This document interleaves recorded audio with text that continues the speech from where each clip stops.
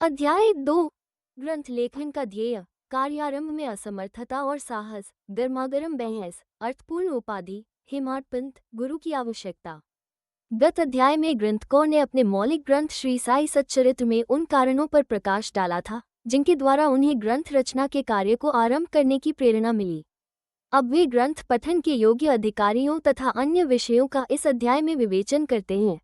ग्रंथ लेखन का हेतु, किस प्रकार विषूचिका के रोग के प्रकोप को आटा पिसवाकर तथा उसको ग्राम के बाहर फेंकवा कर रोका तथा उसका उन्मूलन किया, बाबा की इस लीला का प्रथम अध्याय में वर्णन किया जा चुका है। मैंने और भी लीलाएं सुनी जिसे मेरे हृदय को अति आनंद हुआ और यही आनंद का स्रोत काव्य रूप में प्रकट हुआ। मैंने ये भी सोचा कि इन महान आश्चर्यजनक लीलाओं का वर्णन बाबा के भक्तों के लिए मनोरंजक एवं शिक्षाप्रद सिद्ध होगा तथा उनके पाप समूल नष्ट हो जाएंगे। इसलिए मैंने बाबा की पवित्र जीवन गाथा और उनके मधुर उपदेशों का लेखन प्रारंभ कर दिया। श्री साई की जीवनी न तो उलझनपूर्ण है और न संकीर्ण ही, वरन सत्य और आध्यात्मिक मार्ग का वास्तविक दिग्दर्शन कराती है। कार्य आरंभ करने में असमर्थता और साहस। श्री हेमाडपंथ को यह विचार आया कि मैं इस कार्य के लिए उपयुक्त पात्र नहीं हूँ। मैं तो अपने परम मित्र की जीवनी से भी भली भांति परिचित नहीं हूँ और न ही अपनी प्रकृति से। तब फिर मुझ सरखा मुमती भला एक महान संत पुरुष की जीवनी लिखने का दुस्साहस कैसे कर सकता है। अवतारों की प्रवृत्ति के वर्णन में वेद भी अपनी असमर्थता प्रकट करते हैं। किसी संत का चरित्र समझने के लिए स्वयं को पहले संत होना नितार आवश्यक है। फिर मैं तो उनका गुणगान करने के सर्वथा अयोग्य ही हूँ। संत की जीवनी लिखने में एक महान साहस की आवश्यकता है और कहीं ऐसा न हो कि चार लोगों के समक्ष हास्य का पात्र बनना पड़े। इसलिए श्री साई बाबा की कृपा प्राप्त करने के लिए मैं ईश्वर से प्रार्थना करने लगा। महाराष्ट्र के संत श्रेष्ठ श्री ज्ञानेश्वर महाराज का कथन है कि संत चरित्र के रचयिता से परमात्मा अति प्रसन्न होता है। तुलसीदास जी ने भी कहा है कि साधुचरित शुभ से सरिस कपासु, निरस विशद गुण में फल जासु, जो सही दुख पर छिद्र दुरावा, वंदनीय जेहि जग जस पावा। भक्तों को भी संतों की सेवा करने की इच्छा बनी रहती है। संतों की कार्य पूर्ण करा लेने की प्रणाली भी विचित्र ही है।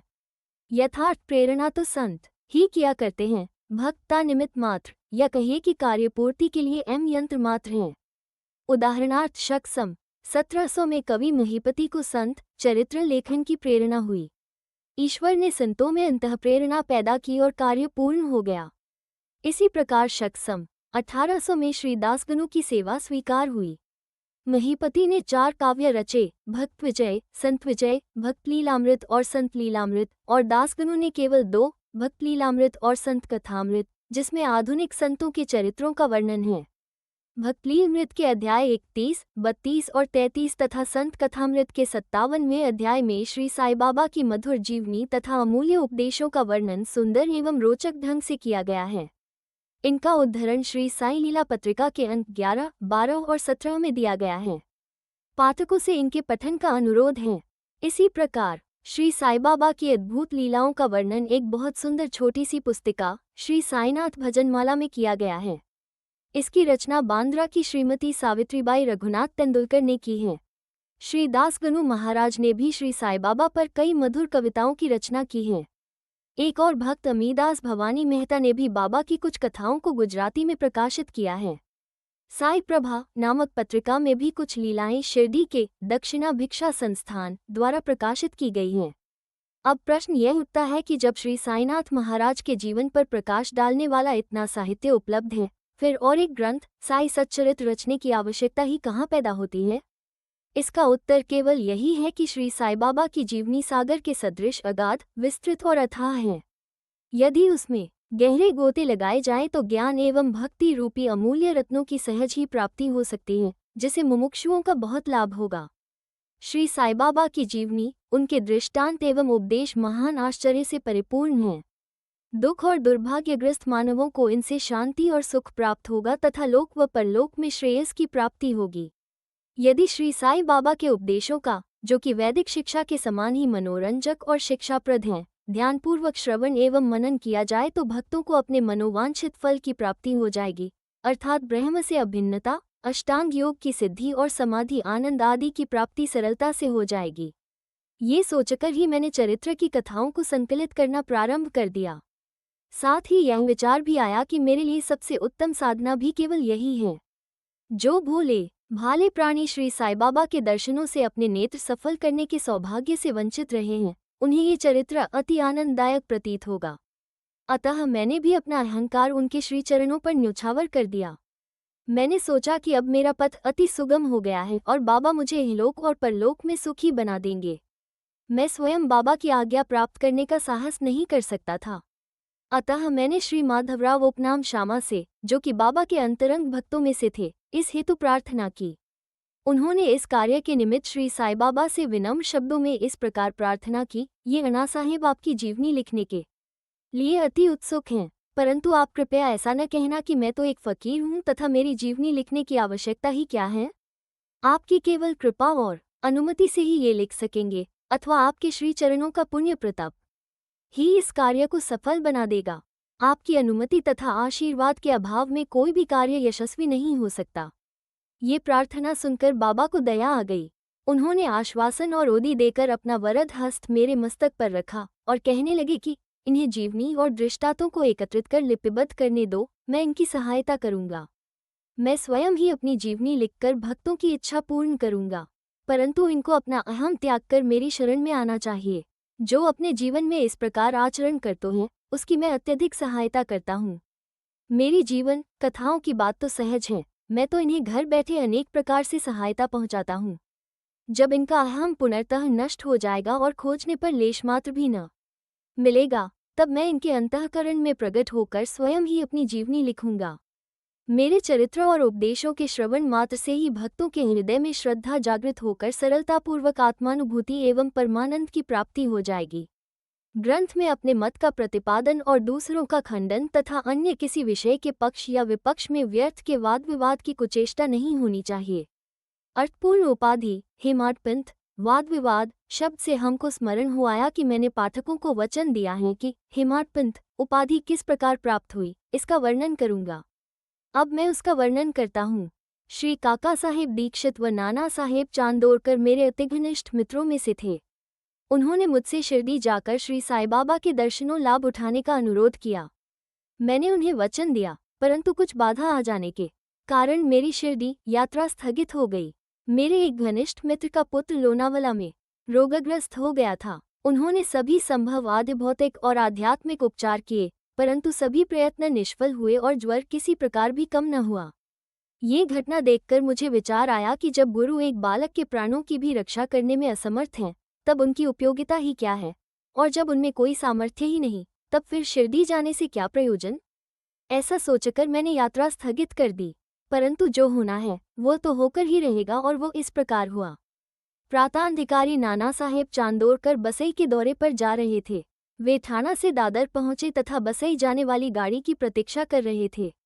उसी समय बांद्रा लोकल आ पहुंची, जिसमें बैठकर वे बांद्रा पहुंचे तथा शिरडी यात्रा स्थगित करने के लिए मुझे आड़े हाथों लिया। नाना साहेब का तर्क मुझे उचित तथा सुखदायी प्रतीत हुआ और इसके फलस्वरूप मैंने उसी रात्रि शिरडी जाने का निश्चय किया और सामान बांधकर शिरडी को प्रस्थान कर दिया। मैंने सीधे दादर जाकर वहां से मनमाड की गाड़ी पकड़ने का कार्यक्रम बनाया।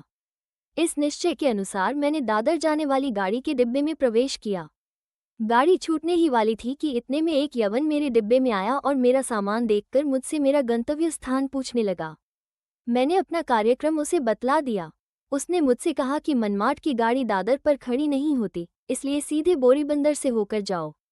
यदि यह एक साधारण सी घटना घटित न हुई होती तो मैं अपने कार्यक्रम के अनुसार दूसरे दिन शिरडी न पहुंच सकने के कारण अनेक प्रकार की शंका कुशंकाओं से घिर जाता, परंतु ऐसा घटना न था।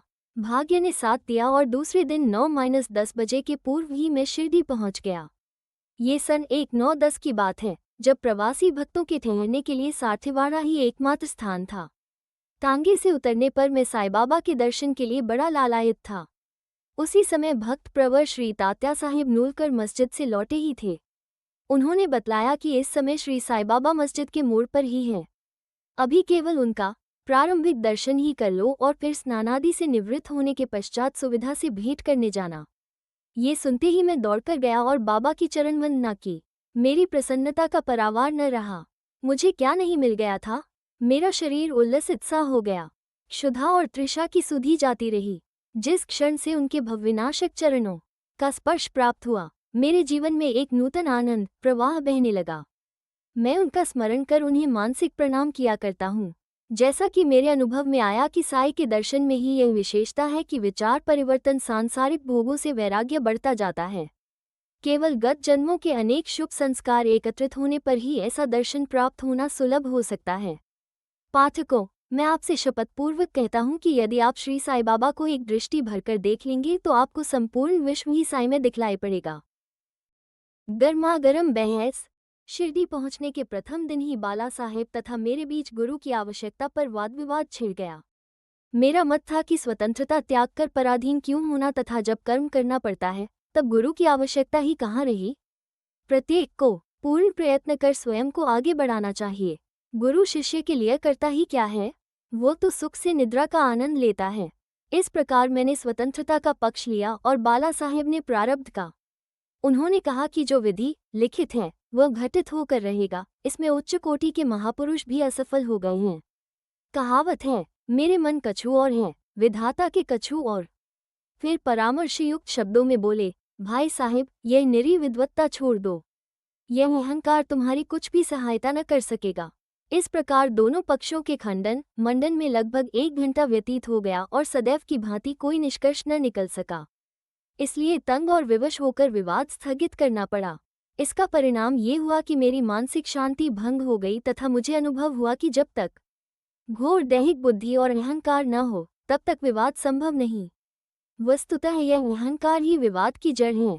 जब अन्य लोगों के साथ मैं मस्जिद गया तब बाबा ने काका साहेब को संबोधित कर प्रश्न किया कि साठवाड़ा में क्या चल रहा था, किस विषय में विवाद था। फिर मेरी ओर दृष्टिपात कर बोले कि इन हेमाडपंथ ने क्या कहा। ये शब्द सुनकर मुझे अधिक अचंभा हुआ। साठवाड़ा और मस्जिद में पर्याप्त अंतर था। सर्वज्ञ या अंतर्यामी हुए बिना बाबा को विवाद का ज्ञान कैसे हो सकता था। मैं सोचने लगा कि बाबा हेमाडपंथ के नाम से मुझे क्यों संबोधित करते हैं। ये शब्द तो हेमाद्रीपंथ का अपभ्रंश है। हेमाद्रीपंथ देवगिरी के यादव राजवंशी महाराजा महादेव और रामदेव के विख्यात मंत्री थे। वे उच्च कोटि के विद्वान, उत्तम प्रकृति और चतुर्वर्ग चिंतामणि और राजप्रशस्ति जैसे उत्तम काव्यों के रचयिता थे। उन्होंने ही हिसाब किताब रखने की नवीन प्रणाली का आविष्कार किया था और बहीखाते की पद्धति को जन्म दिया था। और कहाँ मैं इसके विपरीत एक अज्ञानी, मूर्ख और मंदमती हूँ। अतः मेरी समझ में यह न आ सका कि मुझे इस विशेष उपाधि से विभूषित करने का क्या तात्पर्य है। गहन विचार करने पर मैं इस निष्कर्ष पर पहुंचा कि कहीं मेरे अहंकार को चूर्ण करने के लिए ही तो बाबा ने इस अस्त्र का प्रयोग नहीं किया है, ताकि मैं भविष्य में सदैव के लिए निरभिमानी एवं विनम्र हो जाऊं, अथवा कहीं यह मेरे वाचातुर्य के उपलक्ष्य में मेरी प्रशंसा तो नहीं है। भविष्य पर दृष्टिपात करने से प्रतीत होता है कि बाबा के द्वारा हेमाडपंथ की उपाधि से विभूषित करना कितना अर्थपूर्ण और भविष्यगोचर था। सर्वविदित है कि कालांतर में दाभोलकर ने श्री साई बाबा संस्थान का प्रबंध कितने सुचारू एवं विद्वत्तापूर्ण ढंग से किया था। हिसाब किताब आदि कितने उत्तम प्रकार से रखे तथा साथ ही साथ महाकाव्य साई सच्चरित्र की रचना भी की। इस ग्रंथ में महत्वपूर्ण और आध्यात्मिक विषयों जैसे ज्ञान, भक्ति, वैराग्य, शरणागति व आत्मनिवेदन आदि का समावेश है। गुरु की आवश्यकता। इस विषय में बाबा ने क्या उद्गार प्रकट किए, इस पर हेमाडपंथ द्वारा लिखित कोई लेख या स्मृतिपत्र प्राप्त नहीं है, परंतु काका साहेब दीक्षित ने इस विषय पर उनके लेख प्रकाशित किए हैं। बाबा से भेंट करने के दूसरे दिन हेमाडपंथ और काका साहेब ने मस्जिद में जाकर घर लौटने की अनुमति मांगी। बाबा ने स्वीकृति दे दी। किसी ने प्रश्न किया, बाबा कहाँ जाएं? उत्तर मिला, ऊपर जाओ। प्रश्न, मार्ग कैसा है? बाबा, अनेक पंथ है, यहाँ से भी एक मार्ग है, परंतु यह मार्ग दुर्गम है तथा सिंह और भेड़िए भी मिलते हैं। काका साहेब, यदि पथ प्रदर्शक भी साथ हो तो? बाबा, तब कोई कष्ट न होगा। पथ प्रदर्शक तुम्हारी सिंह, भेड़िए और खंदकों से रक्षा कर तुम्हें सीधे निर्दिष्ट स्थान पर पहुंचा देगा, परंतु उसके अभाव में जंगल में मार्ग भूलने या गड्ढे में गिर जाने की संभावना है। दाभोलकर भी उपर्युक्त प्रसंग के अवसर पर वहां उपस्थित थे। उन्होंने सोचा कि जो कुछ बाबा कह रहे हैं वो गुरु की आवश्यकता क्यों है, इस प्रश्न का उत्तर है।